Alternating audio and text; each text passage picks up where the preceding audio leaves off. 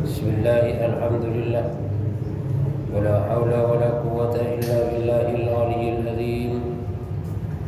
Asyhadu an la ilaha illallah wahdahu la syarika lah, wa asyhadu anna Muhammadan abduhu wa rasuluhu la nabiyya ba'dah. Allahumma shalli wa sallim wa barik ala sayyidina Muhammadin wa ala alihi wa sahbihi ajma'in, amma ba'du.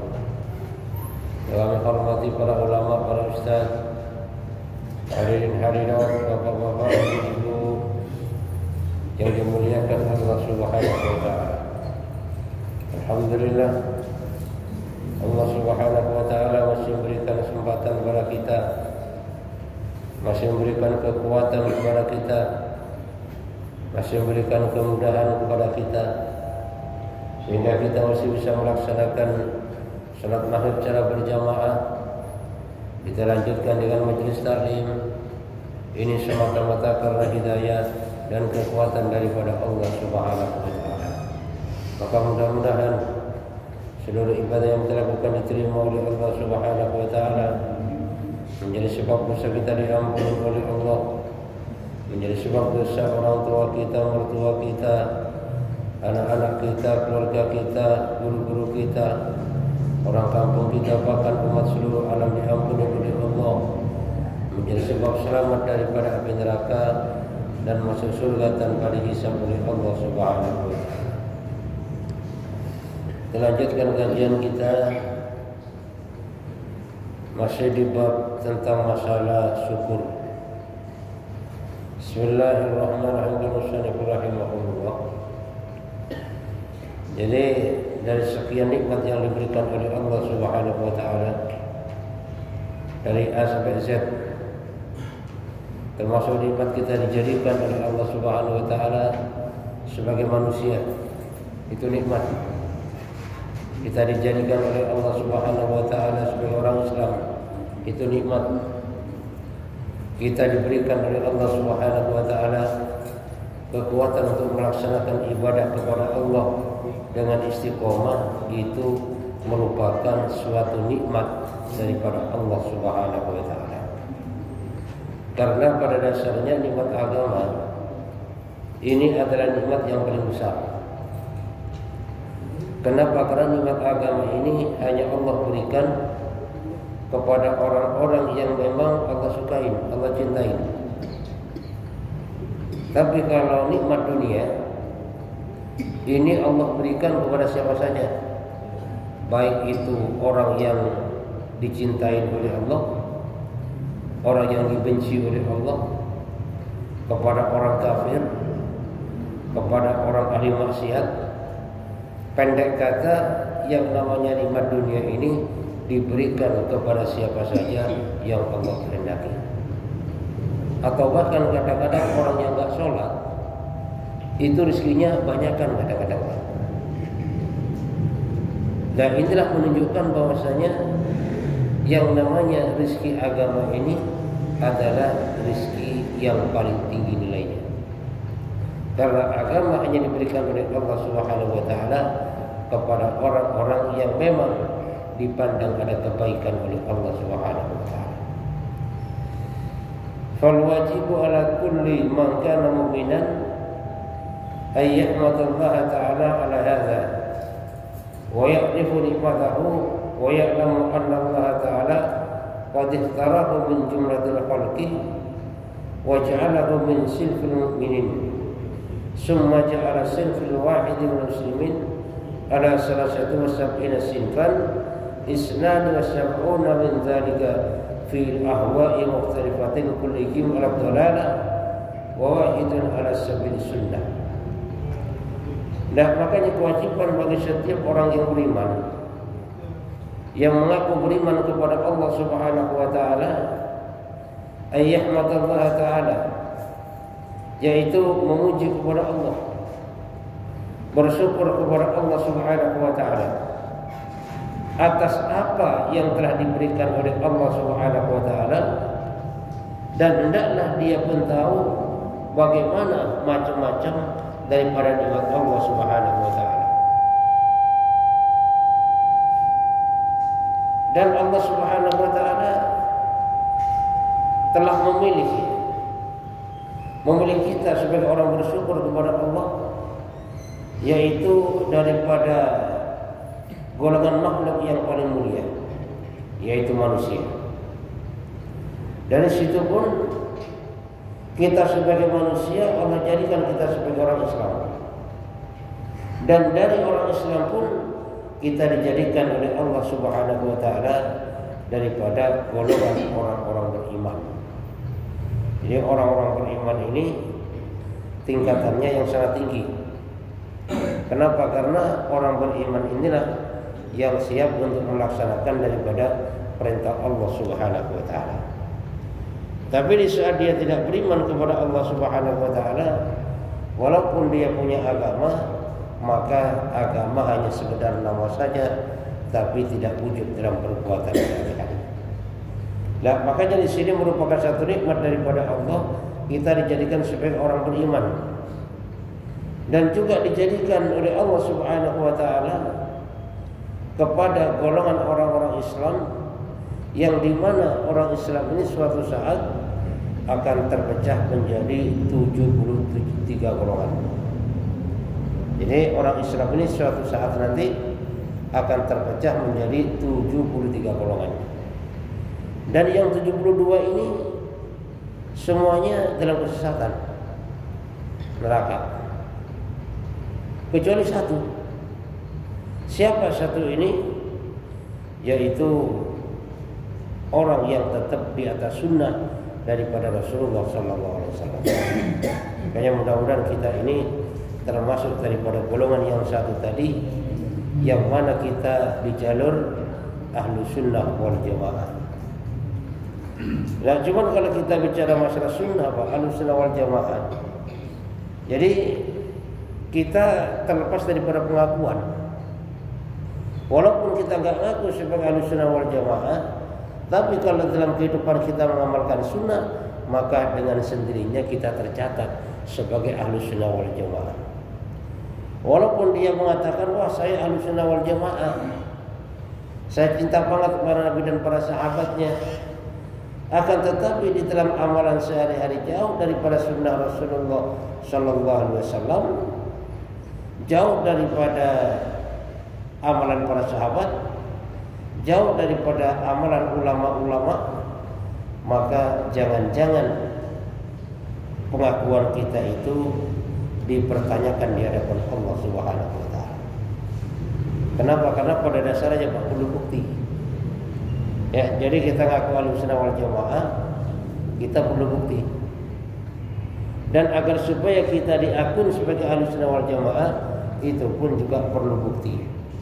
Buktinya apa? Ya buktinya harus mengamalkan apa yang menjadi ajaran daripada Rasulullah Sallallahu Alaihi Wasallam. Nah, apa ajaran daripada Rasul ini? Yang betulnya agama. Jadi agama ini ajaran Rasulullah Sallallahu Alaihi Wasallam yang datang daripada Allah Subhanahu Wa Taala. Bentuknya apa? Bentuknya suatu amalan. Kapan amalan dilakukan? Pada dasarnya 24 jam mulai kita bangun tidur sampai tidur kembali, di situ ada daripada amalan yang dicontohkan oleh Rasulullah Sallallahu Alaihi Wasallam. Makanya agama ini terdiri daripada perintah dan larangan. Dan perintah ini ada yang sifatnya wajib, dan perintah ada yang sifatnya sunnah. Larangan ada yang sifatnya haram, larangan ada yang sifatnya makruh, dan di antara perintah dan larangan itulah yang disebut mubah atau ibahah. Jadi perintah dan larangan. Nah, makanya selama ini kita melaksanakan perintah, baik perintah yang wajib maupun yang sunnah. Karena walaupun sunnah itu pada dasarnya perintah juga. Nah, larangan walaupun makruh itu tetap larangan. Jangan mentang-mentang itu kan cuma makruh. Makruh itu pun juga larangan. Dan makruh itu dalam ilmu fikih kebalikan daripada yang namanya sunnah. Sehingga kalau kita tinggalkan makruh, kita mendapat pahala. Kalau kita amalkan yang makruh, maka kita tidak mendapatkan pahala. Ya kalau kita mau berpikir Pak, ya mendingan mendapat pahala daripada tidak dapat pahala. Nah memang kadang-kadang banyak orang yang mengentengkan sunnah, itu kan sunnah. Jadi kalau kita sudah mengentengkan daripada sunnah, tanpa kita sadarin bahwasanya kita pun sudah mengentengkan agama. Jadi kalau kita mengentengkan sunnah, berarti kita mengentengkan agama tanpa kita sadari. Kenapa? Karena agama ini terdiri daripada perintah yang sifatnya wajib dan juga perintah yang sifatnya sunnah. Yang wajib memang harus ditegakkan. Sehingga seseorang ini kalau sampai melanggar yang wajib, tidak mengamalkan daripada perintah wajib, maka hukumnya dosa. Dan yang perintah wajib ini tidak bisa ditambah dan nggak bisa dikurang. Udah pas perintah wajib. Jadi nggak bisa ditambah, nggak bisa dikurang. Contohnya apa? Contohnya sholat fardu. Berapa kali? Cuma 5 kali. Jadi sholat fardu nggak boleh sering-sering Pak. Sehari semalam cuma 5 kali doang. Nah kalau misalnya ada yang sholat fardu 6 kali, itu juga nggak diterima itu. Kenapa? Melebihi. Begitu juga rakaat sholat. Maghrib 3 rakaat, nggak boleh ditambah, nggak boleh dikurang. Puasa yang wajib kapan? Bulan Ramadan. Selain bulan Ramadan nggak ada puasa wajib. Dan berapa hari? Itu pun cuma dibatasi sebulan. Sebulan itu bisa juga 29 hari, bisa juga 30 hari. Lebih daripada itu nggak boleh juga. Nah itulah ya. Jadi perkara yang wajib itu sudah dibatasin dan nggak boleh ditambah dan nggak boleh dikurang. Tapi yang terjadi kadang-kadang nambah sehingga ngurangin iya Pak. Contoh sholat aja. Yang namanya sholat wajib semua orang tahu itu wajib. Kalau nggak sholat dosa. Cuman bukan ditambah dikurang, minta diskon. Kadang-kadang dikurangin 1, kadang-kadang dikurangin 2, atau bahkan kadang-kadang sampai 4 nguranginnya. Yang lebih parah lagi dikurangin sampai 5 kali itu sehari. Sehingga apa? Enggak sholat sama sekali. Padahal tahu bahwasanya sholat ini adalah punya wajib. Nah, lalu bagaimana kalau kita ingin amalan yang banyak, sholat yang banyak misalnya, maka di situ kita melaksanakannya dengan sholat sunnah. Karena yang wajib ini udah nggak bisa ditambah lagi, maka kita amalkan yang sunnah. Sehingga kalau kita sholat sunnah kapan saja silakan. Yang penting tidak di waktu yang diharamkan atau waktu yang dimakruhkan untuk sholat sunnah. Silakan, mau semalaman suntuk boleh juga, mau seharian boleh juga silakan. Dan an-nawafil, sholat sunnah ini adalah amalan sunnah ini adalah amalan yang mendekatkan diri kepada Allah Subhanahu wa taala. Jadi satu amalan yang mendekatkan diri kepada Allah adalah amalan sunnah. Bahkan amalan sunnah ini Pak, ibarat kalau orang kerja itu lembur ya. Makanya orang kerja itu Pak, semakin banyak lembur, maka gajiannya semakin gede.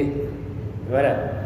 Misalnya ada pekerja di pabrik, kata bosnya, silakan lembur sebanyak-banyaknya.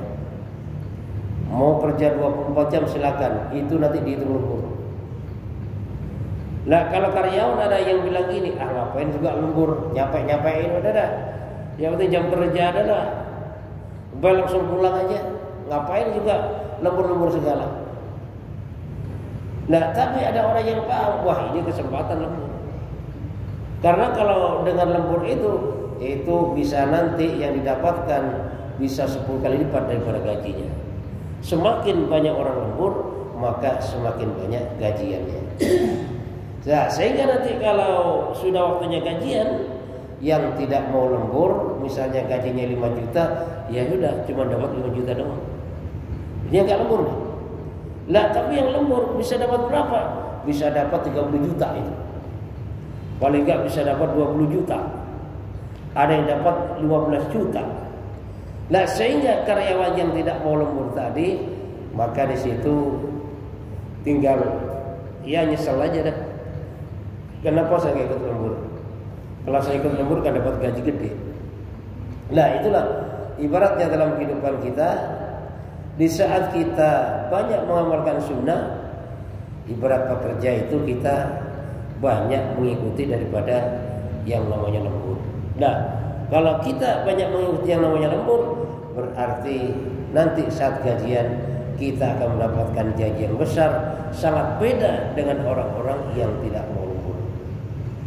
Atau bahkan kalau Imam Ghazali ini mengibaratkan gini, jadi al-fardu ra'sul mal wan naflu ar-ribhu. Fardu ini ibarat pedagang adalah modal, sedangkan nawafil sunnah adalah untung. Kalau orang dagang Pak, biasanya pingin cari untung sebesar-besarnya, pingin beli semurah-murahnya. Itulah mental pedagang yang benar. Kalau beli pingin semurah-murahnya, tapi kalau jual pingin semahal-mahalnya. Maka pedagang yang hebat itu kadang-kadang belinya cuma 1.000, tapi dijual bisa 100.000 tuh. Itu pedagang yang hebat tuh. Jadi modalnya 1.000 bisa jual 100.000. Kenapa? Karena yang namanya pedagang itu yang jelas cari untung yang sebesar-besarnya. Nah kalau ada pedagang dia nggak suka cari untung, berarti perlu dipertanyakan ini pedagang. Kalau dia bilang gini, biarin dah, yang penting saya mau banyak balik modal, saya mah gak perlu untung, yang penting modal aja balik. Nah kalau ada pedagang yang seperti ini, maka perlu dipertanyakan. Kenapa dia dagang, tapi ternyata dia tidak mencari daripada yang namanya keuntungan. Nah maka istilah kembali lagi bahwasanya agar supaya kita diakui sebagai ala sabili sunnah, pengikut daripada Rasulullah SAW, maka kita amalkan sunnah dalam kehidupan kita. Nah lalu bagaimana kalau kita nggak tahu sunnah? Ya kita belajar. Belajar siapa? Sama ulama lah, sama ustaz, sama ulama yang dia ngerti sunnah dan mengamalkan sunnah. Ya. Jadi kalau mau belajar sunnah itu kepada orang yang memang mengamalkan sunnah. Kenapa? Karena kalau kita belajar sunnah kepada orang yang tidak mengamalkan sunnah, nanti tambah dibelok-belokin gak karuan. Sehingga apa? Sehingga kita gak jadi mengamalkan sunnah. Bahkan nanti bukan dikasih semangat, bisa jadi juga ngapain repot-repot, udah yang wajib-wajib aja dah, yang sudah gak usah, yang wajib-wajib aja. Sehingga apa? Sehingga yang sebelumnya kita ada niat untuk mengamalkan sunnah, tapi kita belajar kepada orang yang salah, bukannya semangat, bahkan kita akan semakin kendor di dalam mengamalkan sunnah Rasulullah SAW. Nah, akan tetapi kalau kita datang kepada orang yang tepat, kita mau belajar sunnah dan kita datang kepada orang yang mengamalkan sunnah, maka di situ kita datang kepada orang yang tepat. Sehingga apa? Sehingga nanti kita dikasih semangat.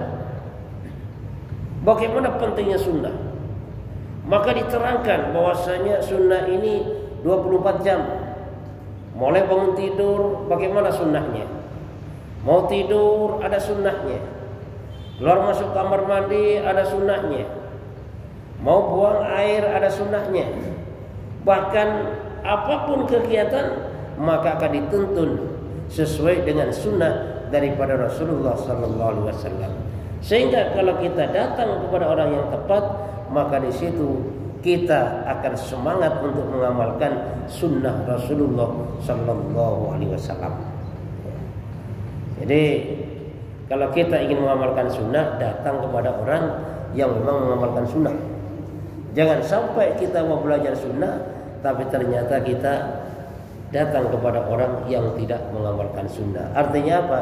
Nanti kita tidak bisa untuk mengamalkan daripada sunnah. Kenapa?